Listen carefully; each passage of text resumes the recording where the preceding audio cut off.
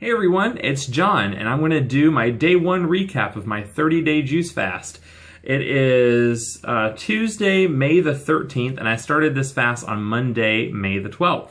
I recently turned 30 on the 9th of May, and this is my third 30-day juice fast of the year. I started out at the beginning of the year weighing a little over 330 pounds, and right now I'm down to 304.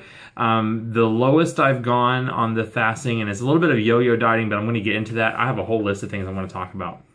And after my first 30 days, I got down to 297, which was, I think, a 33-pound loss.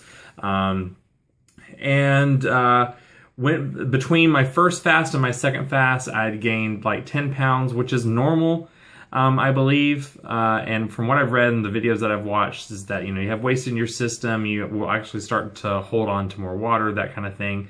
Between 5 and 10 pounds is the normal range. I started a second juice fast at the beginning of March. And there was a 3-week gap between fast 1 and fast 2. So fast 2 I started at the beginning of March, and then maybe 2 weeks in decided that I was going to do a combo of fasting and, well, you call it a juice feast, right? You fast and then you eat meals. And that's one of the things I wanted to talk about again on this list. And then let's see, that ended around the 1st of April. So it's been about 5.5 weeks, 6 weeks since I did my last juice fast. I'm starting another one, and I plan to go 30 days only juice and water, of course. So here's the things I want to talk about. So for my second juice fast, it wasn't very successful, right? I decided that I was going to eat, and what it was is I was, said, hey, if I'm going to exercise, I think I need to eat more. And I learned through that process that that's not necessarily true. And what it does is, if you're committed to juice fasting, you're drinking only juice, and you're drinking your meals. Once you start putting in solid food, your body is going to crave that solid food more and more. So whereas I had the best intentions, and for the first week I did well. I would juice 2 meals and throughout the day, and then I would have dinner, which is a salad or something like that. Well, you know what happens when you let a little bit of compromise in, and a little bit of more, and a little bit of more, a little bit more, and soon enough you're just completely off the fast, which is what ended up happening to me. So I intended to go 60 days, but I only lasted about 30 days, and of those 30 days, only about half of that was juice only. So big learning experience for me. Diet changes is the first thing I have written down here that I want to talk about. If you see that, I have it written down on the back of like a daily Dilbert thing. So Shanda, if you're watching this is a great gift. Thank you very much. My coworker gave it to me for Christmas, and I saved the things because they were useful to write on the back of it. Reuse it. So diet changes. How has my diet changed? And that was one of the questions that's frequently asked. So even when I'm not juice fasting, I'm really conscious about what I'm putting into my body, and I'm making sure that I'm eating more greens than anything else. If I do eat meat, sometimes at a restaurant you don't really have a choice, but if I do eat it, it's being eaten sparingly. I've cut out dairy. I have cut out the majority of wheat products. Now, I want to go completely wheat-free, and I'm not saying gluten-free because there are other types of gluten, but wheat-free, wheat gluten-free.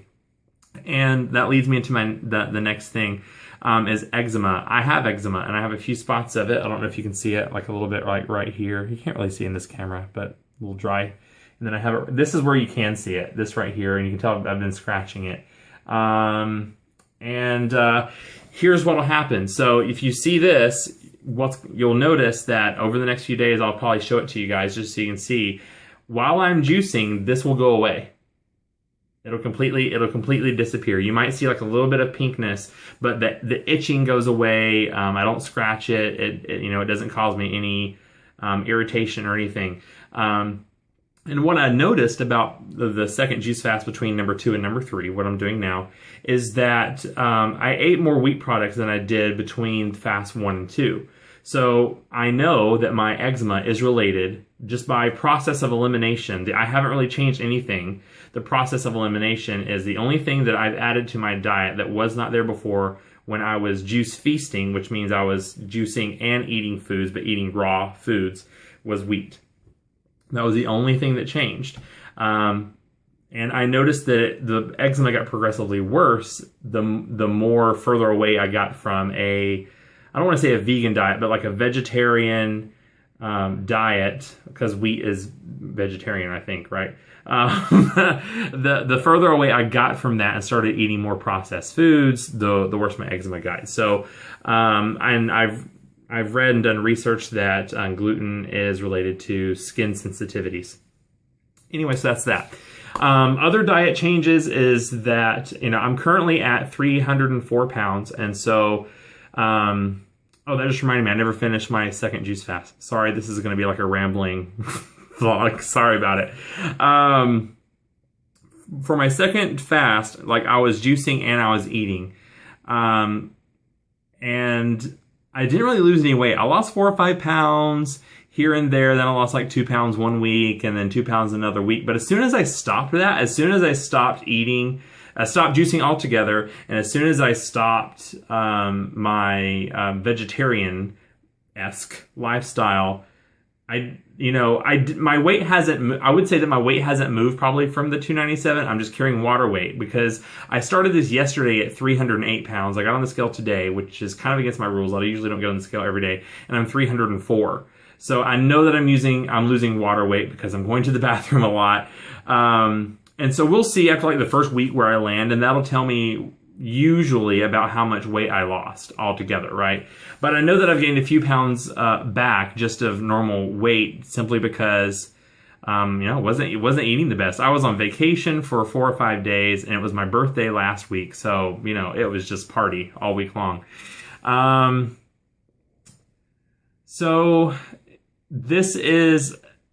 It kind of sounds like a failed attempt, doesn't it? Like it sounds like a false start almost. But the first juice fast, I lost 33 pounds. And so I know that juice fasting works, and I haven't gained back 30 pounds. I'm talking like probably less than 10 pounds is what I've gained since the beginning of the year. So at the lowest, it was 33 pounds. And then during my second juice fast, I got down to 42 pounds lost, and now I've crept up probably backward to my 33 pounds mark was. So we'll see in a week. Water intake, that's something else I have written down here. I did not drink enough water when I was not juicing. When I juice, I drink a lot of water. I drink a lot of fluids, obviously juicing. I drink a lot of water, and I think that when you stop drinking water, I mean, I know this is science, but when you stop drinking water, your body holds on to water, right? So fluid pushes fluid. So I will continue to do that during my juice fast. Food choices I kind of hit on. The weight gain and the water weight I also kind of hit on. And I would say that it was a lack of watching myself, maybe a lack of dedication, a lack of wanting to juice fast, I guess you could say. Like I did the first 30 days and that was a really great experience. I was like, I'll do another 30 days, but I don't think that I was mentally prepared to do the 30 days. And you ride a fine line. You ride a line of like, you just got to start.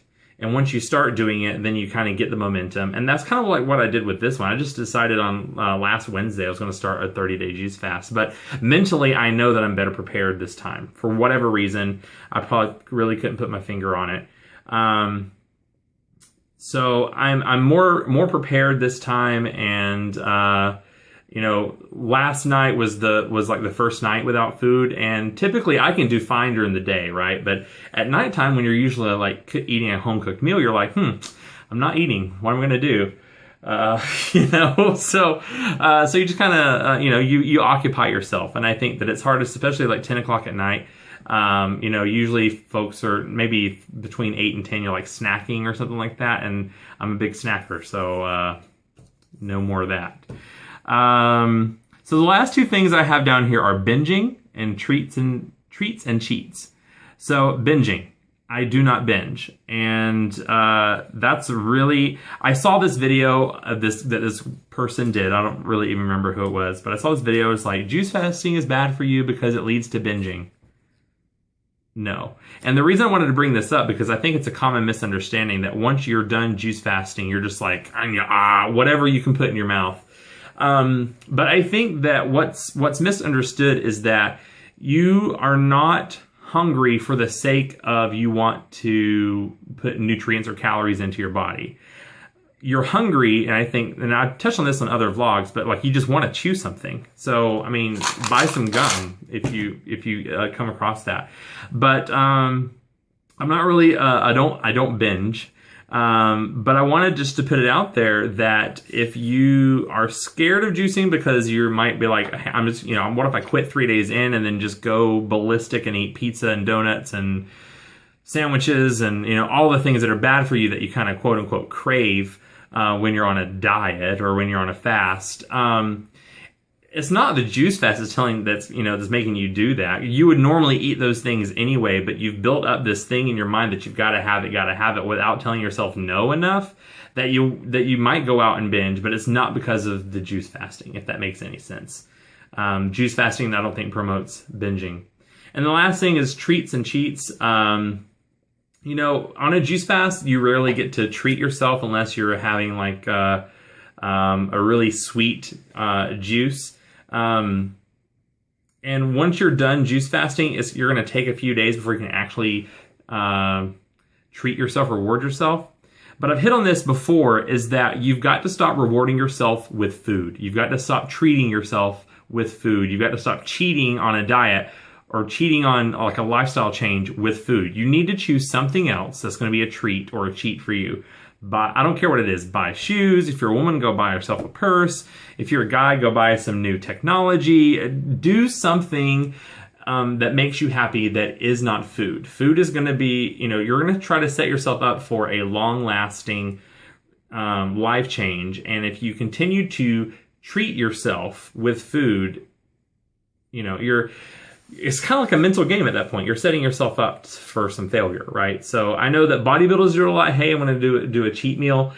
I think that's different because they're so restrictive into what they can eat that it's okay for them to go out and get something and then kind of go back to that. But when you are overweight like myself, and I've said this before, you don't deserve a pass. You don't deserve a cheat or a treat. You deserve to give your body the best things in life, and that the fuel and the food that it requires to function and to get your body back into shape where it's supposed to be.